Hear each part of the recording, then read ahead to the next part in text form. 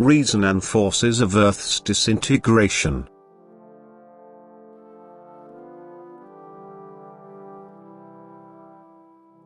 All conditions for the creation of a new Earth have to be in place before the old Earth will be disintegrated, that is, before a total change of its outer shape can take place. The Earth effectively has to go through a disintegration process which releases all spiritual substances bound therein so that they can take on new forms in creations which enable their continued development. Thus the process of final devastation has to be so powerful that one can speak of a total disintegration of matter. This cannot just apply to individual stretches of land, but eruptions have to take place within the Earth's core which will spread into all directions, so that the whole of the Earth's surface will be affected, for therefore nothing will remain of what previously existed but that everything will be dissolved into their smallest components.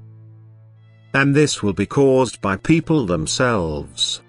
They will become embroiled in a scientific area which is beyond their intellectual capacity. They don't know the natural laws and their effects to enable their investigation of such an area, and thus they will activate forces which they themselves will be unable to control.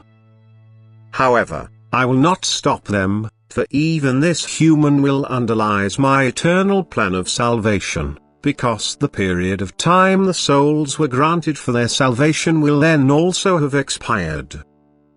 Thus the process of the final destruction will indeed be triggered by human will, yet it also corresponds to my will insofar as that it will guarantee an assured progress for the spirits which are still bound in hard forms and long to become active, or I could let the experiments fail in order to divert people's plans.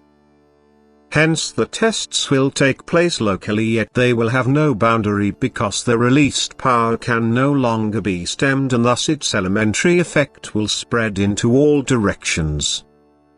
For the Earth is a limited region, whereas the activated force knows no boundary and everything affected by it will fall prey to it. The consequences of this process are not conceivable to you humans.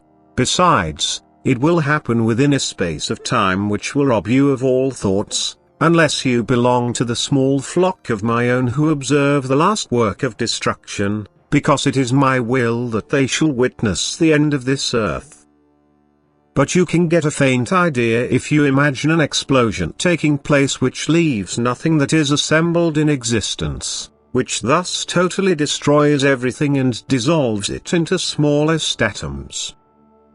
Yet preceding this process, which only takes a few moments, are tremors and outbreaks of fire which completely suffice to throw people into utter panic because they are facing certain death. And now it can also be understood that nothing can stay behind, that no creation will continue to exist, but that only matter dissolved into smallest atoms will remain, which will be shaped again by my will and my might into unimaginable creations in which the spirit's process of development will continue. And again there will be creations in various degrees of solidity, yet the hardest matter will shelter the spiritual essence which had populated the old earth and completely ignored its spiritual development. For these souls cannot expect to continued development in the spiritual kingdom, they will have to take the path through the whole of creation again, and thus will begin a new era of development as soon as the time is fulfilled. As soon as human will insistently wants to release forces which require a different degree of spiritual maturity than the people at the end of this period of salvation possess, and who therefore will never express themselves constructively but only destructively. Amen.